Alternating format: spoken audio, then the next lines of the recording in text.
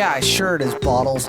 Welcome to Focus on B, the video series where I spend about 20 or so minutes talking about and playing a game that I've got some thoughts on. And this is, yeah, it was about time I did this. Banjo-Kazooie. The original, not Banjo-Tooie. Banjo-Kazooie. So, what kind of game is that? We fucking know, of course. Why am I gonna pretend that I have to introduce this game? This game needs no introduction. It's one of the rare classics. It's Banjo-Kazooie. It's a giant, but not too giant, Tooie, open world collectathon type game. But it's also it's supposed to be a 3D platformer. It really isn't. This is not a 3D platformer. This is a collectathon. I mean, like, it has a teeny little tiny little bit of platforming in it, as you can see.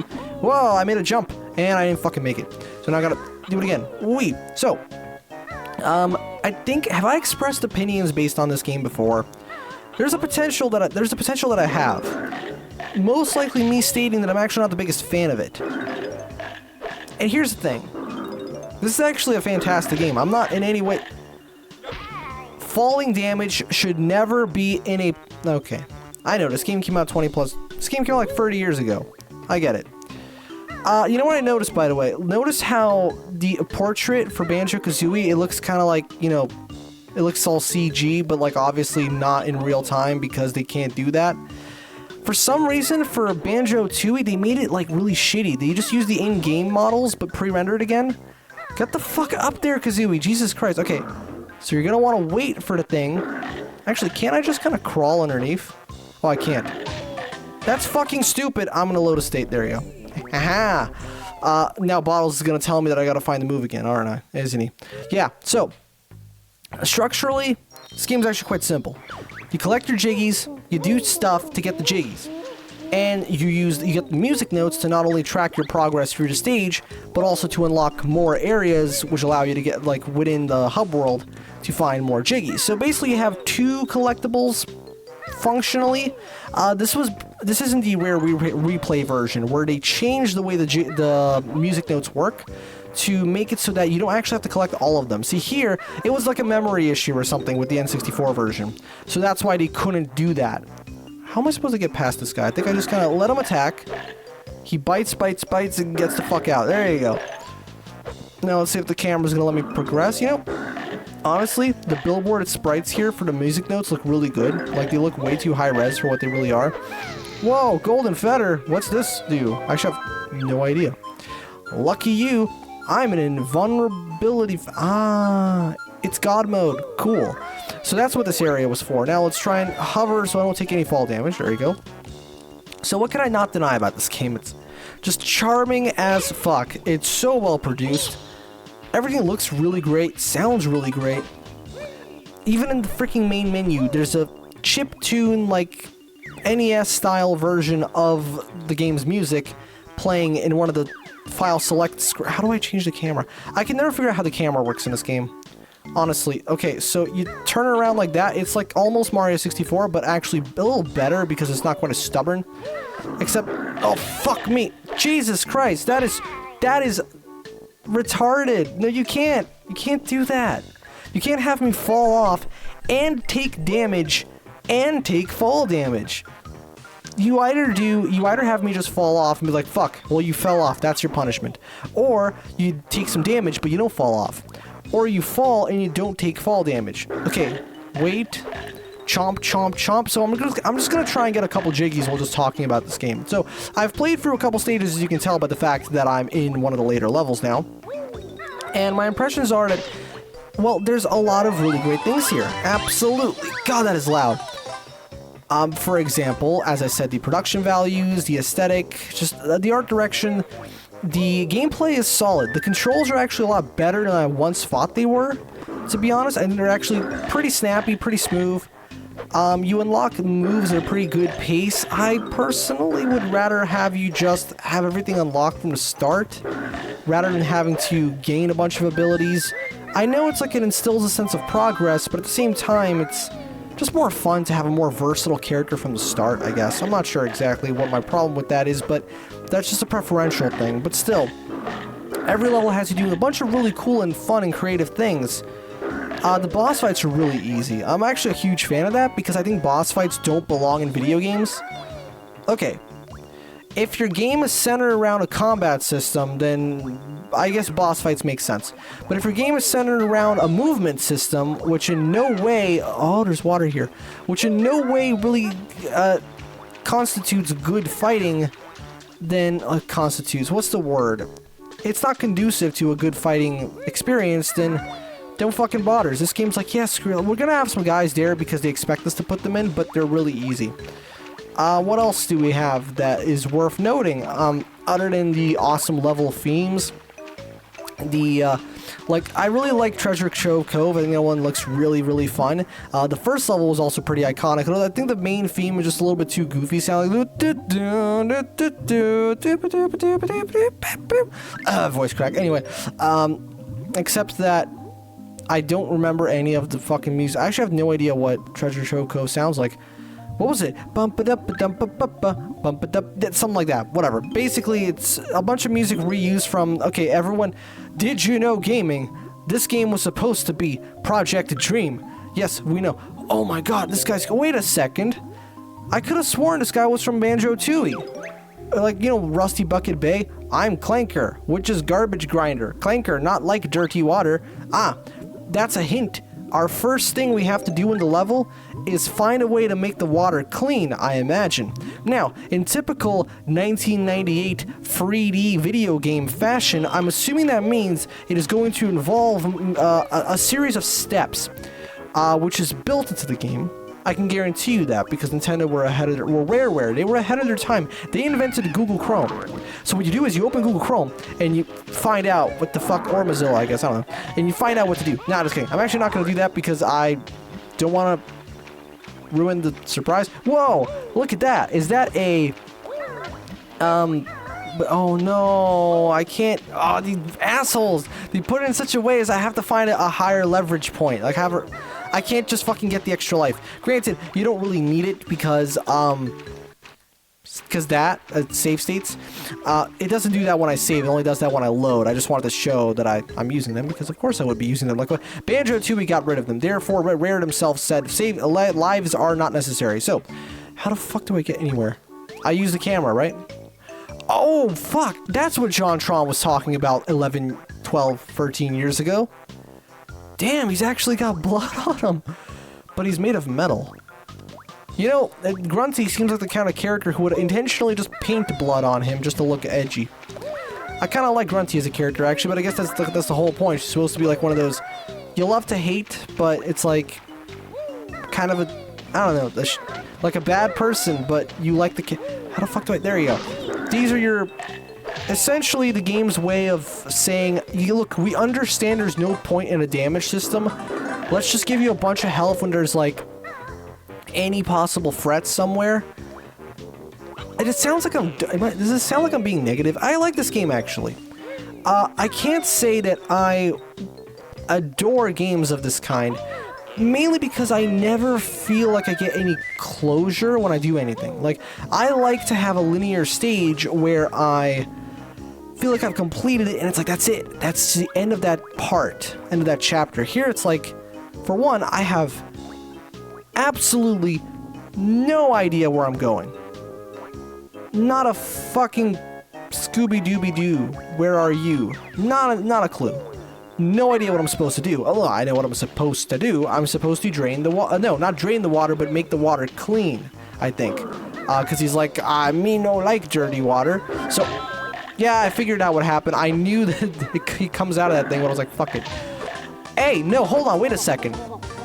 It triggers the drowning animation if you have no health upon falling into a bit of water. That is a very nice touch, actually. That kind of gives you some insight as to how they probably check whether or not you're in the water. So, get the music notes. You want to get them. Because even though they're like... Well, no, I was going to say they're technically optional. They're not technically optional. The music notes are totally fucking mandatory because you, as I said, you need them to unlock further areas in the hub world. This is a cool platforming... Oh, that was sick. Wait, let's do that. Oh my god, I never thought this game could actually have like an interesting platforming section because again, this is not a 3D platformer. This is a 3D adventure collectathon. Oh, what? That's all you get? A fucking extra life? Seriously? I don't need that. And even people playing the game, because I'm pretty sure this is one of those games where it's like, there's no real punishment for lives. Again, this game came out during that weird era where it's like, we're past the point of punishing the player for losing their lives, but we're still not past the point of having lives to begin with, right? It would take a few more years till that would happen. Because most of the time, because with the way games save, you don't... No. I'm going to get that and not take a hit. There you go. Ironically enough, you do that in order to get invincibility. So anyway, how am I supposed to do this? I have no fucking idea. So, yeah, anyway, so that's the game design. No, really though, but this game is actually cool. It's amazing because I never know what I'm doing, and yet somehow I'm making progress. It has that great, almost... Okay, so this is going to be kind of weird to reference such a recent game when playing such a not recent game, but you know Animal Well? I think I did a Focus on B on it. It was going to be a Let's Play, but I gave up on that because it's stupid. But that game actually does it really well as too. As in, it has this thing where it's like you don't know what the fuck is happening, ever, but somehow you're constantly making some kind of progress, right? You always unlock something. Am I going backwards? I think I'm going backwards. Is this the wrong way? Because there's another opening. I really hope I'm not going the wrong way, but I think I am. Oh, Jiggy! Yes, it wasn't the wrong way indeed. Get the fucking Jiggy, Banjo, don't drown. Wait, how the hell is Clank over there? Clank, how is he over there? He was behind me when I... To be fair, he's a very big fish. Chances are, like, you know, he takes up more than one room. And by that I mean, they only of course they don't render the bits in between. Because there's no way... Yeah, no, he's not that big. Wait, in that case, how the fuck was I able to see him? Okay, anyway, I'm not gonna question my lack of spatial awareness. And more so just try to so we got some floating jiggies, right? That works too. Let's try and go down, because that seems to be a way to find more things. There you go. You see, right now you are witnessing single-handedly, you're witnessing firsthand, there it is, my fundamental lack of understanding for games where it's like, I guess I just don't care for the element of exploration, if that makes sense. I don't like having things have a sense of wonder and mystery. No, don't get me wrong, a sense of mystery is cool when it doesn't affect the gameplay, because... Now, would I prefer it if this game just straight up had, like, fucking waypoints like a modern game? I'm not sure.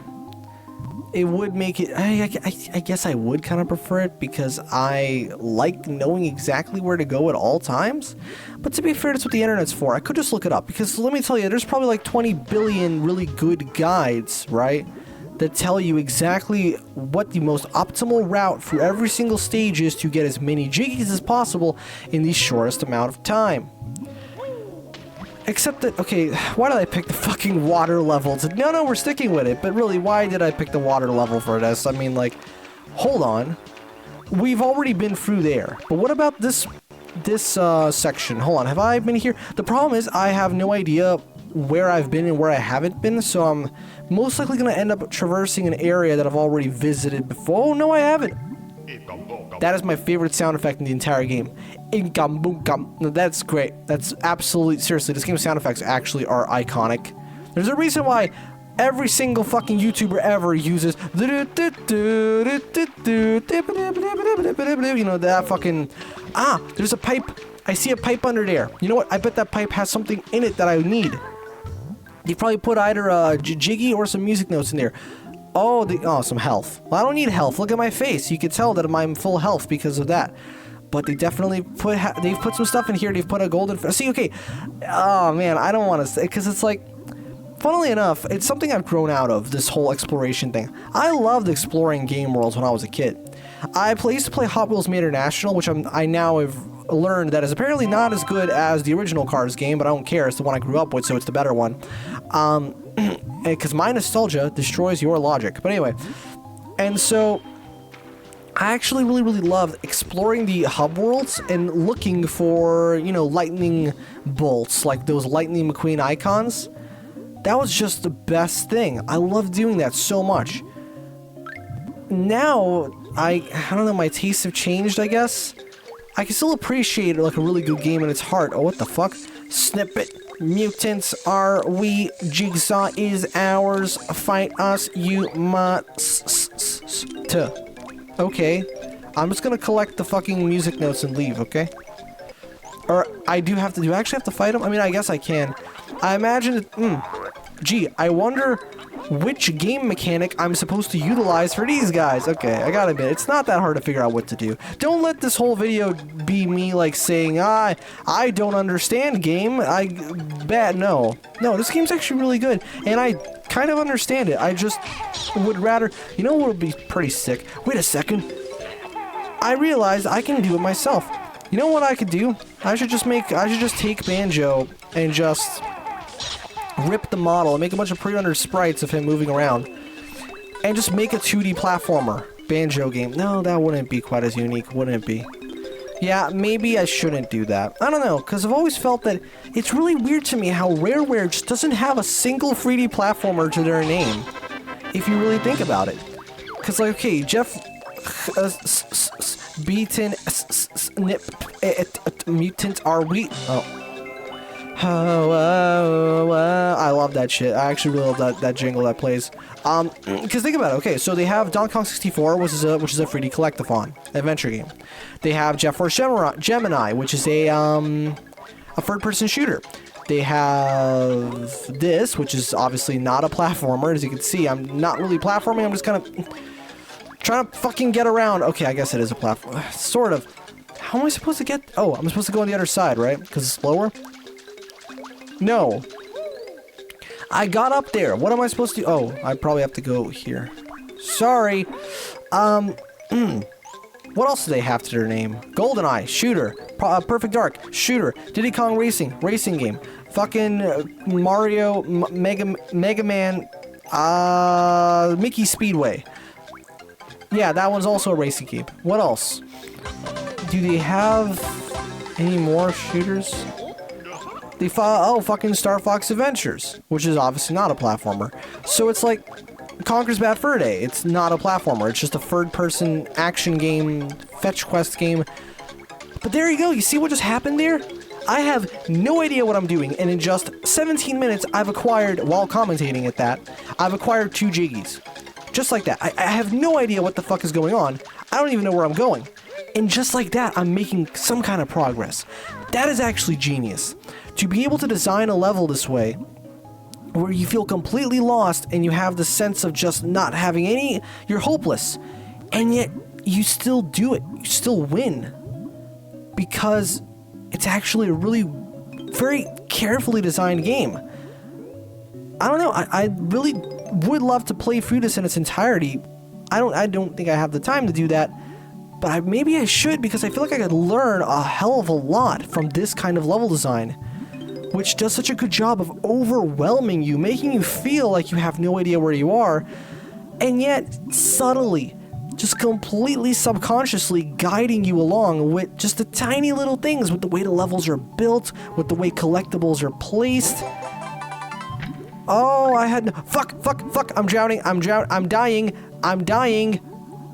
Banjo, please extend... Okay, thank God. The game does that thing where they give you a little bit more time on your final part of your breath meter compared to all the other parts, okay? That's a good way to make the game not as difficult. How the fuck do I look around? I can never remember how the camera works in this game, honestly. It's like... I don't remember what buttons to push. Okay, there you go. So you can zoom in and out. Obviously, the zoomed out mode is the best one because you get to see most. And the game actually runs pretty well. I've heard people say that this game runs really badly on real hardware.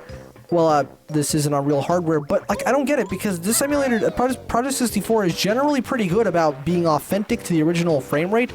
By that I mean games that you know run like shit generally run like shit on this. Like Turok runs like shit. Beetle Adventure Racing runs like shit. I'm sure Banjo-Kazooie would run like shit as well. This runs pretty well, though. Maybe I should try out the XBLA version.